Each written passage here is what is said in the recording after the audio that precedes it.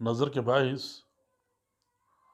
بہت سے لوگ بیمار ہوتے ہیں، بہت سے لوگ اپنی صحت سے ہاتھ دھو بیٹھتے ہیں، بعض دفعہ معذور ہو جاتے ہیں، ہنسی خوشی زندگی گزار رہے ہوتے ہیں، ایک دم سے کسی کی نظر لگتی ہے، ساری خوشیاں غائب ہو جاتی ہیں، بعض وہ انسان فاقوں پر مجبور ہو جاتا ہے۔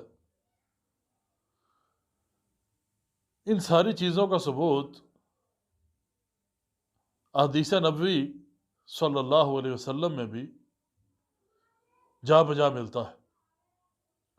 صحیح بخاری اور صحیح مسلم کی روایت ہے، جناب رسول اللہ صلی اللہ علیہ وسلم ارشاد فرماتے ہیں، ان العین حق، بے شک نظر کے لگ جانا حق ہے، یعنی نظر لگتی ہے۔ اور سنن ابن ماجہ میں یہ الفاظ ہیں، رسول اللہ صلی اللہ علیہ وسلم ارشاد فرماتے ہیں، نظر بد سے اللہ کی پناہ مانگا کرو، بے شک یہ لگ جاتی ہے۔ اور صحیح مسلم میں الفاظ ہیں، نظر بد برحق ہے، اگر کوئی چیز تقدیر سے سبقت لے جانے والی ہے تو نظر بد ہے۔ اب اس کا معنی یہ نہیں کہ نظر بد تقدیر کا حصہ نہیں، بلکہ یہ بھی تقدیر کا حصہ ہی ہے۔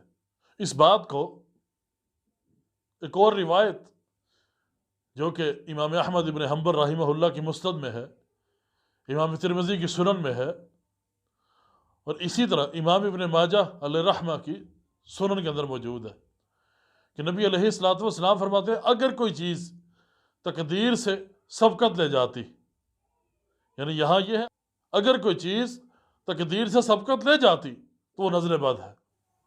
سنن ابن ماجہ میں روایت ہے، رسول اللہ صلی اللہ علیہ وسلم ارشاد فرماتے ہیں کہ بے شک نظر بد اثر کرتی ہے، انسان بلند جگہ پر ہوتا ہے، نظر بد کے باعث گر جاتا ہے۔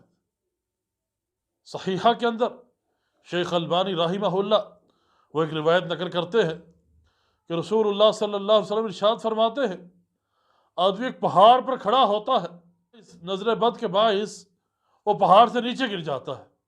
اور اسی طرح صحیح الجامع کی روایت ہے، اس روایت کو بھی شیخ البانی رحمہ اللہ الصحیحہ کے اندر درج فرماتے ہیں۔ وہ روایت کیا ہے کہ رسول اللہ صلی اللہ علیہ وسلم ارشاد فرماتے ہیں، نظر انسان کو قبر میں اور اونٹ کو ہڈیا میں اتار دیتی ہے۔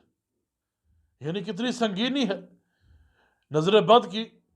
ایک جوان آدمی اچھا بھلا ہوتا ہے، نظر بد اس پر اثر انداز ہوتی ہے، وہ چارپائی پر پڑتا ہے حتیٰ کہ اس کی موت واقع ہو جاتی ہے۔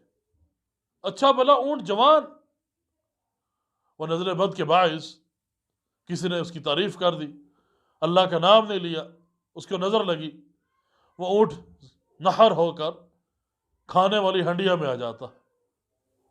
اور صحیح بخاری میں ایک روایت موجود ہے، ام سلمہ رضی اللہ تعالیٰ عنہ فرماتی ہیں، رسول اللہ صلی اللہ علیہ وسلم نے ہمارے گھر میں ایک چھوٹی لڑکی دیکھی، اس کے چہرے پر کالا یا زرد رنگ کا نشان تھا۔ رسول اللہ صلی اللہ علیہ وسلم نے ارشاد فرمایا، اس پر دم کرو، اس کو تو نظر لگی ہوئی ہے۔ تو نظر بد یہ بہت بڑا نقصان کر سکتی ہے، بلکہ یوں سمجھیے اس طرح کے امراض میں سب سے زیادہ نقصان نظر بد کے باعث ہے۔ اس لیے ہمیں وہ دعائیں جو رسول اللہ صلی اللہ علیہ وسلم نے ہمیں سکھائی ہیں ان کا اہتمام کرنا چاہیے تاکہ نظر بد سے بچا جا سکے۔